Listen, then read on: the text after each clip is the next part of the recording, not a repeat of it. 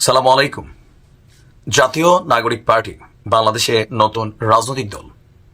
অনেক আশা প্রত্যাশা, মুখরোচক কথাবার্তা, আগামী দিনে অনেক কিছু তারা বদলাবে, পরিবর্তন করবে, এই স্বপ্ন নিয়ে যে দলটা যাত্রা করেছে, আত্মপ্রকাশের দিন প্রথম একটা হোঁচট খেয়েছে।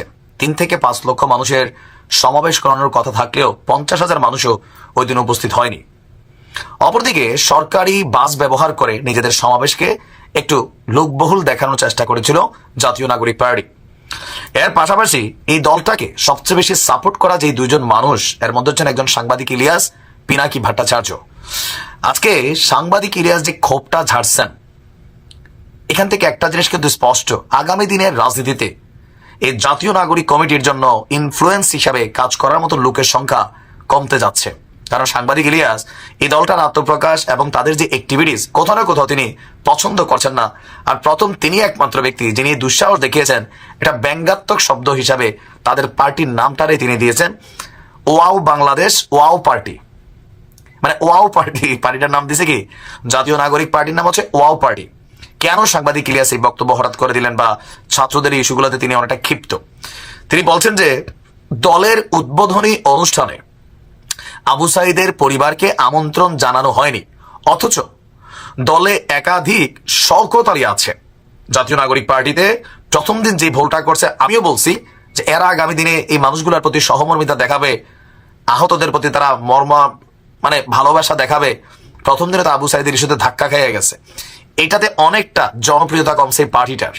কারণ তারা নিজেরা পদ সমঝোতা, কে কোন পদে বসবে, আগামী দিনে কে প্রধানমন্ত্রী হবে, এগুলা নিয়ে নিজেরা লাগালাগির মধ্যে গুরুত্বপূর্ণ একটা ভুল করছে, সাইদের পরিবারকে দাওয়াত না দেওয়া, যেটা নিয়ে প্রতিক্রিয়া ইলিয়াস হোসেন দেখিয়েছেন।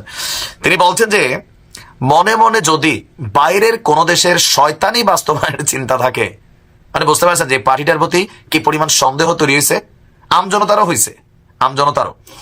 তো তার বক্তব্য হচ্ছে মনে মনে যদি এই পার্টি বাহিরের কোন দেশের, হতে পারে ভারত, পাকিস্তান অথবা সামহাও থাকে, তাহলে বাংলাদেশে, তাহলে তাদেরকে বাংলাদেশ যাত্রা পার্টি বানিয়ে দেওয়া হবে।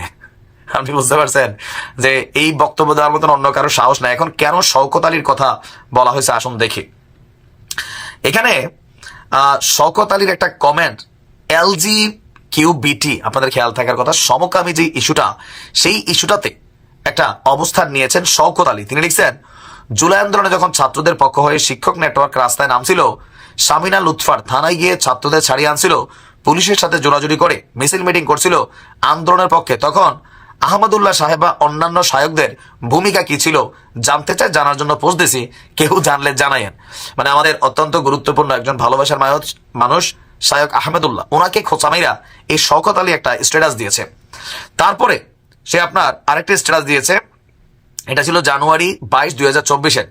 বর্তমান কারিকুলাম নিয়ে অনেক লেখালেখি করেছি, এর বিরুদ্ধে অবস্থান নিয়েছি, কিন্তু যেই ইস্যুতে হইচই সেটা মানে বুঝতেছি না। যেই গল্পের কথা বলা হচ্ছে সেই গল্পটা দেখলাম হিজড়া বা তৃতীয় লিঙ্গের মানুষদের নিয়ে। আপনারা যারা হইচই করতেছেন একটু বুঝিয়ে বলবেন কি ঠিক প্রবলেমটা কোথায়? হিজড়াটা কি মানুষ না? আপনাদের খেয়াল থাকার কথা যে শরীফ থেকে শরীফা, এখানে হিজড়াদেরকে কানেক্ট করা ট্রাই করা হয়েছে, বিষয়টা ছিল ট্রান্সজেন্ডার যারা, তাদের ইস্যুতে। তার মানে এই শওকত আলী আপনার একজন আগাগোড়া লেসবিয়ান টাইপের ক্যারেক্টার। আর এই ক্যারেক্টারগুলা জাতীয় নাগরিক পার্টিতে ঢুকছে, বলা হচ্ছে আন্তর্জাতিকভাবে এই জাতীয় নাগরিক পার্টির ফান্ডিং এর ইস্যুতে এরা একটা ভূমিকা রাখছে। আর এটা নিয়েই সাংবাদিক ইলিয়াস ছাত্রদের দলের ধাঁচিয়ে উড়াই দিচ্ছেন, ওয়াও পার্টি বাংলাদেশ যাত্রা পার্টি বানাই দেওয়ার হুঁশিয়ারি দিয়েছেন। আসলে ছাত্রদের এই পার্টিটা খুব যে গ্রহণযোগ্য অবস্থায় কারোর কাছে গেছে তা কিন্তু না। বেসরকারিরা সরে গেছে, বৈষম্য বিরোধীদের সাথে এখানে ঝামেলা আছে, ঢাবি কেন্দ্রিক একটা সিন্ডিকেট তৈরি হয়েছে। আগামী দিনে ভোটের মাঠে অনেক ধরনের ঝামেলায় পড়বে, বিশেষ করে সাংবাদিক ইলিয়াসের মতন মানুষ যদি বিপরীতে চলে যান, অলরেডি গেছেন, আপনারা দেখে বোঝার কথা। দেখা যাক কি হয়। ভালো থাকুন।